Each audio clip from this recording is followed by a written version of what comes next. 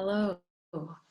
This is part two of a series about stress. Part one is all about what stress looks like, feels like, how it's changed since the occurrence of COVID-19 in Maine. And this is part two. It's going to be real quick, a little bit about how to deal with stress to really build up your reserves to feel stronger to respond to all the stresses that you're dealing with.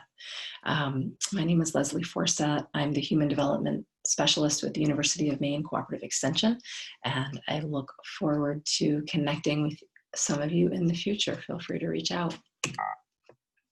So we learned a little bit about stresses in the previous part one of this series, talking about acute versus chronic stress. So when you experience acute stresses, and those can be day-to-day little things that you have to make a big decision, you have experienced a setback in a market, or an order from a supplier isn't coming through and you need to problem solve. So these are immediate short-term bursts. They can be very energizing, very intense, and they can elicit different responses. So the fight response is really to rise, jump in there and problem solve, get to it, do what you can. And it's not always fun, but it's not incapacitating in a way that if you might have a freeze response or a flight response, which is to really not feel like you have the capacity to deal with it at all. So if someone that you know, or if you are starting to avoid decisions or are unable to make decisions, it's kind of a red flag for you that help is needed. And you might need a little help to get unstuck. And that can happen just with a little nudge or a little support from others. And so first step, if you're starting to feel that way, is find a breath, take a walk, have a laugh, talk to someone, reach out. And sometimes either talking about the thing that you need to solve or something completely different will give you a perspective on what you do need to solve that will help you then get more into the problem solving or the place where you feel like you have the tools that you need to take charge and move forward in the decision that you need to make. So some real specific acute stress strategies are to find a breath. So inhale, hold it, and exhale. So talking to a friend, certainly video conference, chatting on social media, picking up the phone, or hollering across the fence at 6 feet distance. Sing a song, take a break, develop a strategy. So try something different. Try mind mapping.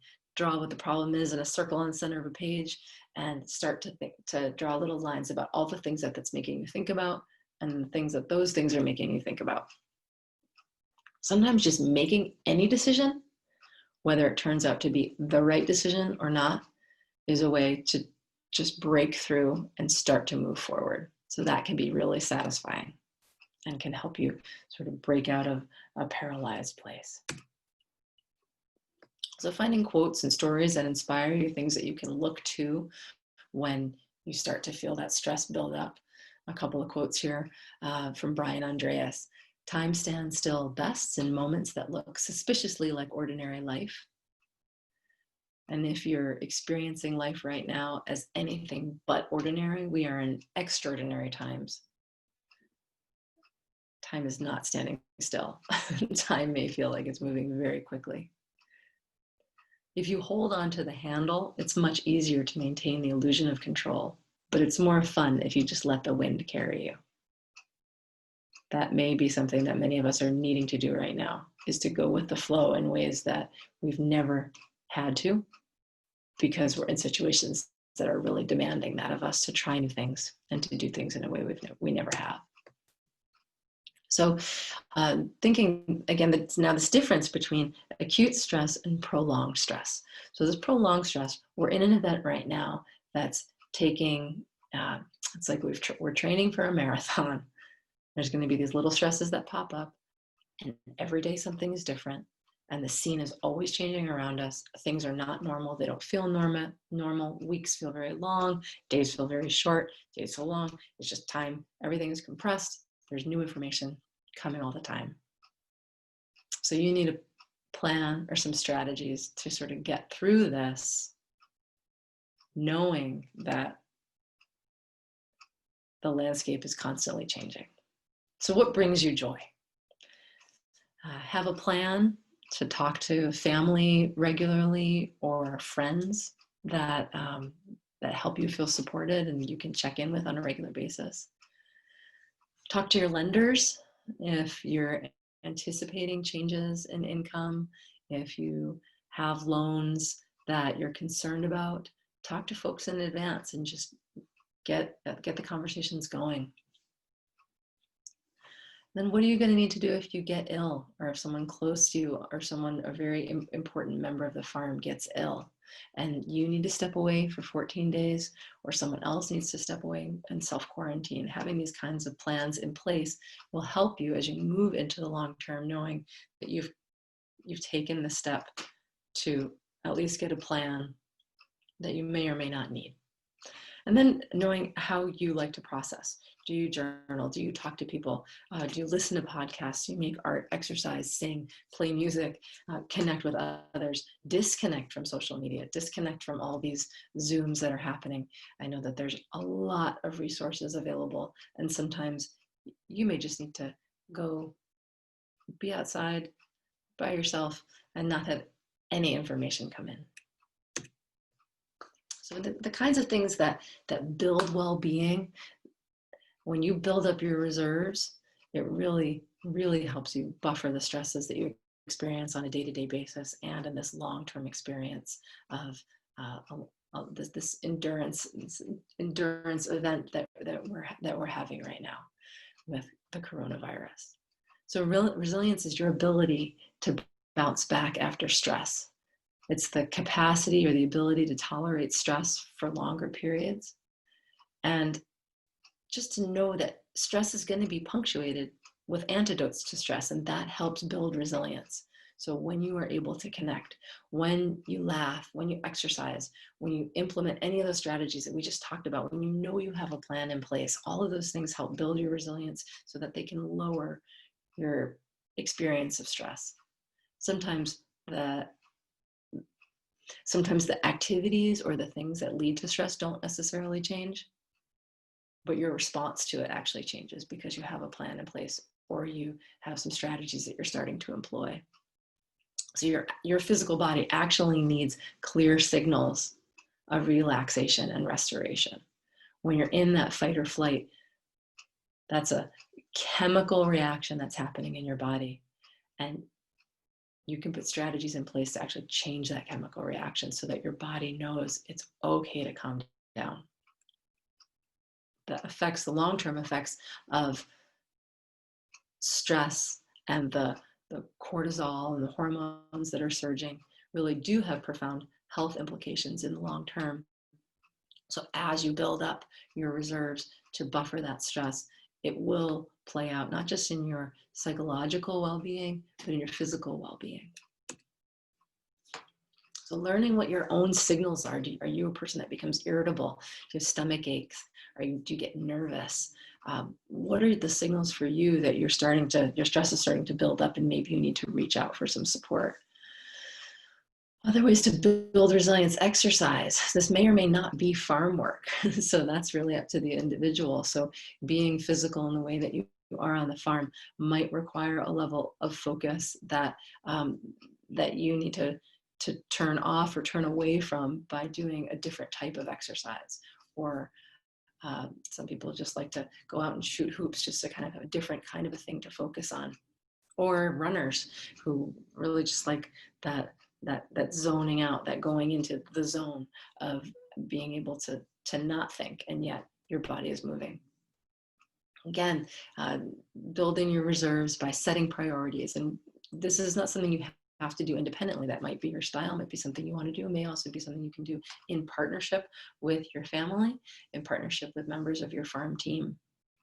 And then the entire exercise of practicing gratitude at the end of the day and acknowledging something that you're grateful for and something that's gone well gives you then this basket or this bucket of pieces that will help strengthen you over time, so that on the days when you're feeling really low or on the days when things aren't going as well, you have also had the experience and the practice of practicing gratitude, so that it's not always as bad as whatever it may feel like on a particular day. A healthy farm is nothing without a healthy you. That's a number one. And just because we're all in the practice right now of social distancing, I think we're figuring out that that doesn't mean social isolation. People are busier than ever on video, and also trying to figure out ways to connect, because many of you are seeing your customers, and I'm hearing wonderful stories about hearing from customers, and either online but also just in person, and what that means to have that connection even at a distance, when customers come up and can support both the business and also you as an individual for all the hard work that you're doing in making this happen. Making plans with your farm team so that everybody has an opportunity to have input, and everybody feels like they know sort of what the plan Bs are, if those need to be put into place. And then likewise, how might you be needed to help a neighbor or a fellow farmer? Thank you for watching this today and for maybe picking up a few nuggets to add to your toolkit. And there are other folks out there that maybe are still or have come into a place of freezing or of retreating and aren't reaching out. So just kind of noticing what's happening in your community. There's an actual resilience scale that you can kind of do as a little check for yourself. I tend to bounce back quickly after hard times. I have a hard time making it through stressful events. This is usually, there's a scale on the scale of from not often to very often. It doesn't take me long to recover from a stressful event. It's hard for me to snap back when something wrong happens. I usually come through difficult times with little trouble, or I tend to take a long time to get over setbacks.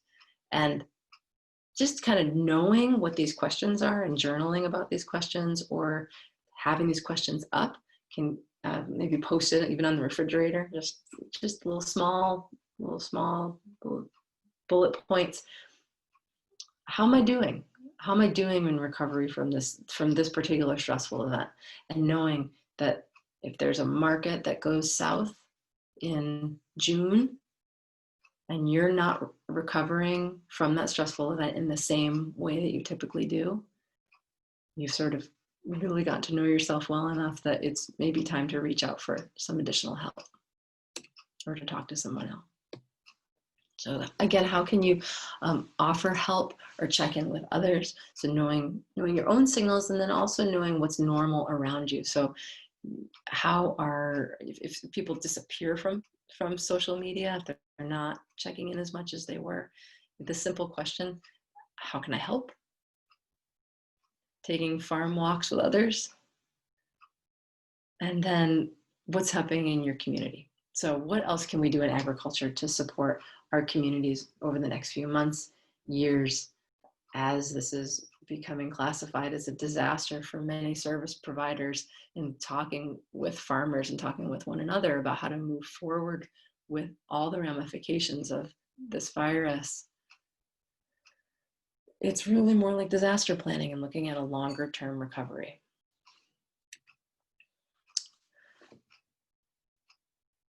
Communication. I'm just going to leave this slide up here.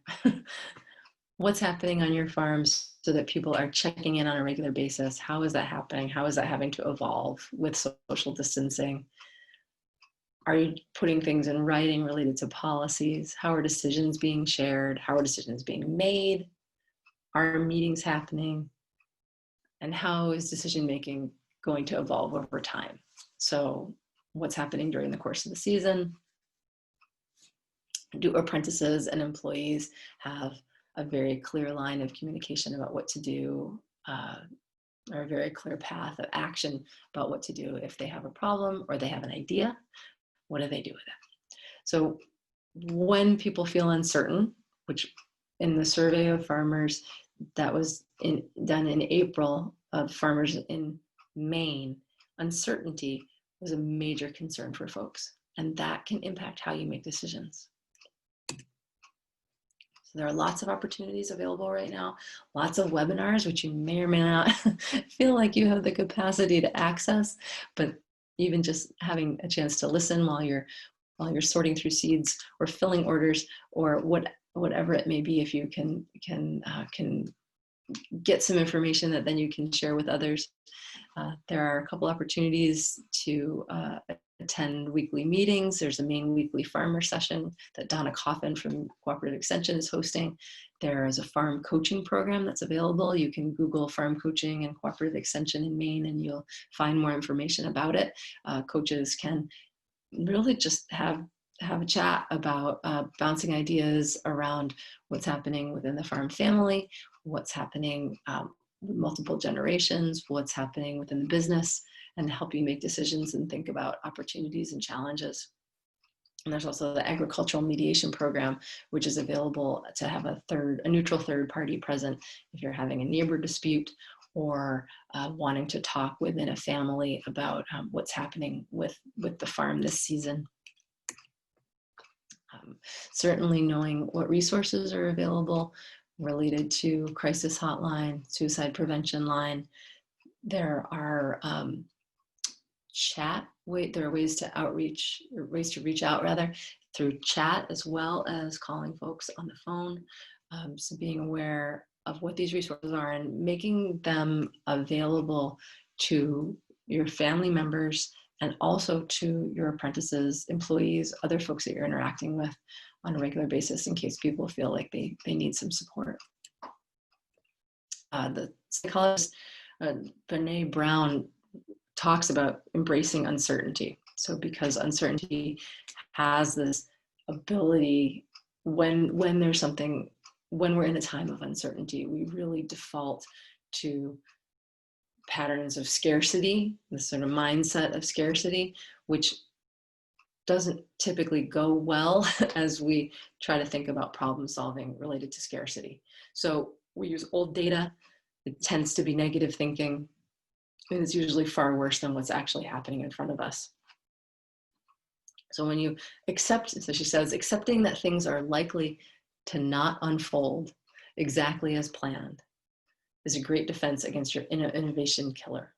So knowing that it may not exactly be the way you think it's going to, but taking a step forward is a step forward as opposed to being stuck.